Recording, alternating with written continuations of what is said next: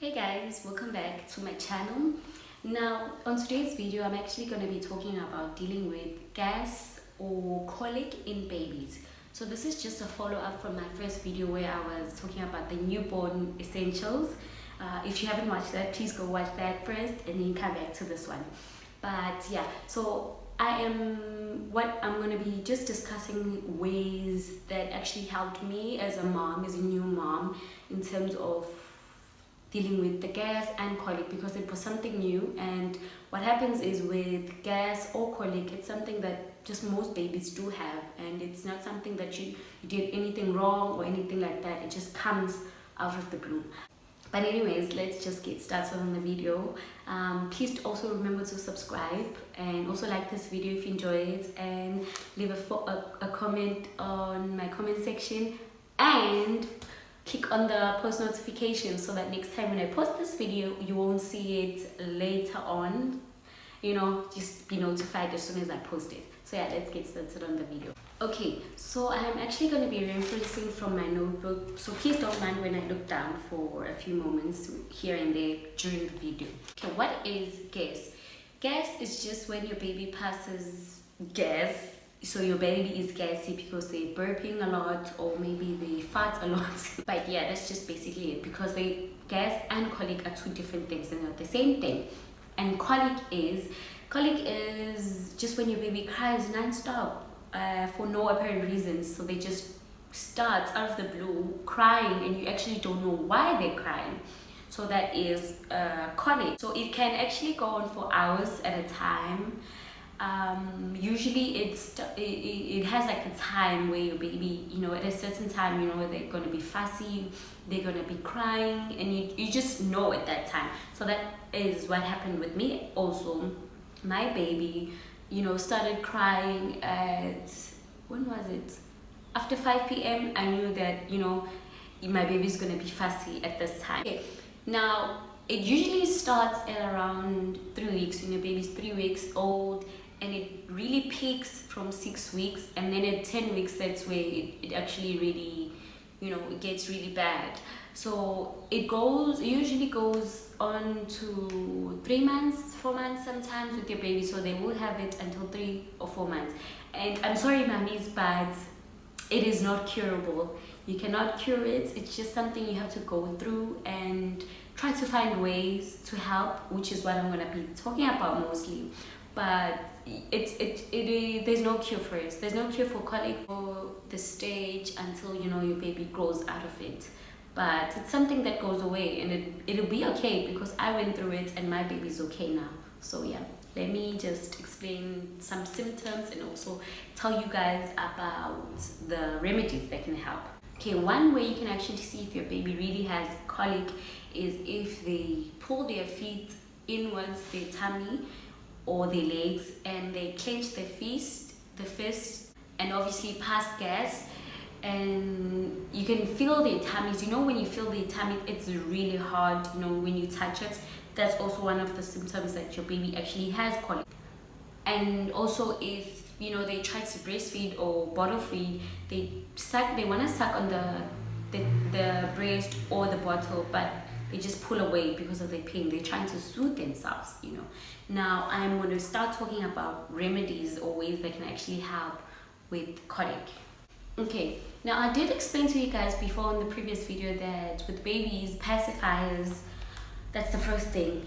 They do not recommend until 3 months. I used it before 3 months and I had no issue with nipple confusion. I think it's just mostly them trying to help you say don't rush into a pacifier, because it'll cause nipple confusion with your baby. But I was breastfeeding and I gave the baby pacifier and I had no issues. But yeah, you had to obviously do your own research and stuff like that with your doctors. So you can use a pacifier to help, because when your baby is sucking on the pacifier, that is actually soothing for them, and that helps with dealing with colic. Another way is burping your baby. I know it's something that you actually do when you finish feeding the baby, but it's something that you didn't actually think about mostly, because when you burp your baby and there's just one burp that comes out, you think to yourself, oh, that's it, it's done. No, there's actually more that could be stuck in your baby's tummy. So try to continue burping your baby. Find different ways of burping your baby, because there's different methods that you can use. I used to do the one where I put my baby on my lap and his chin would be on my 2 fingers like this. So I'd put him like this and I'd just burp him. That helped. Or you can do the over the shoulder one. That also helped. And another thing that you can actually do is baby massages. So babies massages really help. You just use your thumbs or your fingers, just massage around the tummy, also below the near the waist. That's where, you know, where you feel that your baby's tummy is hard. Just massage it a little bit, not too hard, and that should also just help with dealing with that. Another thing is doing bicycle exercises. So you just take your baby's legs, you push them in and out. You know, when you do an exercise for bicycle, that's just the same thing. You do in and out, and then you push your baby's legs inwards towards their tummy for a few seconds, put it back, do the bicycle again, push it back, and just keep repeating the cycle until you know your baby passes. So you can also do a warm bath. Take your baby and put them in the bathtub if you have a bathtub at home, or just a normal dish where you bath your baby. Put warm water. Please do check if the water is not too hot. So you use your elbows, mommies, to check the temperature. So yeah, you would need to take a warm bath with the baby or just them alone, and continue with the massages. Try to get massage oils, like those safe baby massage oils. Use that also to just get the tummy moving, and that should also help. Sometimes they might even poop when you do these things, so be prepared for that, but that's good. Pooping means, you know, releasing, so that's good. Okay, one thing that for me really helped and really worked was a baby carrier. So I did talk about this in my previous video. I bought mine at Babies R Us, I think, or Baby City, but it's basically, the name is Snuggle. I'll put a picture for anyone who's interested.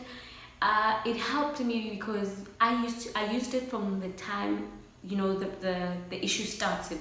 So you can actually use it from immediately you give birth to the baby, and you can use that. That's the great thing about that. So it helps because, you know, when your baby's facing you, that's just the same feeling as when the baby was in the womb. So they get that comfort, and their stomach is close to yours, which is very soothing for them. Another thing you can do is a bandage. You know, those bandages that we used to use when you are hurt. You can actually take that bandage, put it around your baby's tummy. That really helps with the pain. Just be sure not to put it too tight on the baby's stomach, you know, just enough. You know, mother's instincts always know, so you'll know when it's good enough. So yeah. And another thing is a white noise machine. Now, what a white noise machine is, guys, it's just basically but you don't need to get the machines. I just used to use my phone. So it's just go on Google, on YouTube, and just say white noise machine, white noise sounds for babies, and lots of different videos will come up. So some are rain music or drops or whatever, and those sounds are really comforting for baby. You can actually use that also for when the baby's sleeping, you know, when they're fussy and they really don't want to sleep, because sometimes when they're little, like outside noise would just wake them up. But yeah, that's another thing for another video. Baby sleep.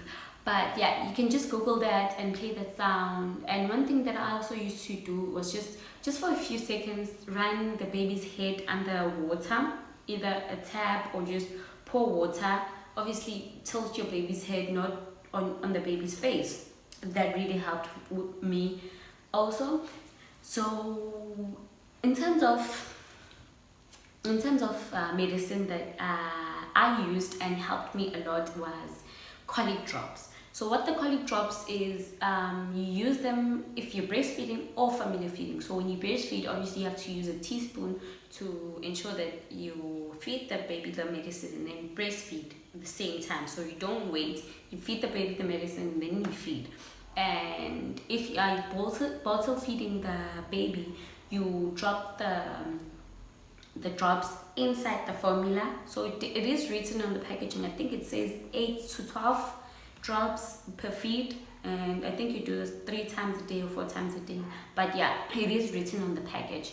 And you can also try probiotics. Probiotics are really great, guys, because they assist in terms of they assist with the baby's guts, you know, helps it develop, because they're so little, they just came out of your tummies, you know, everything is just not developed properly. So probiotics are just like a boost in the immune system for babies.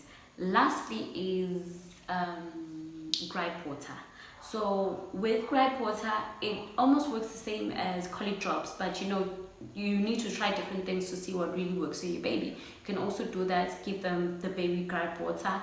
That should really also help. But yeah, that's just basically it, guys, for my video today. I know it's a bit short, but it's really not something, you know, that I could go into depth about it, because it's just simplified, although it'll be a really hard situation that you have to deal with. Yeah, it's gonna be okay in the end. And people used to tell me that, and it was, you know. Just try to find ways also for you as a mommy to just get help with the baby, because it can get really frustrating and you cry, and it's just, oh, it's a lot. But yeah, guys, thank you so much for tuning in on I'll see you on my next video. Bye.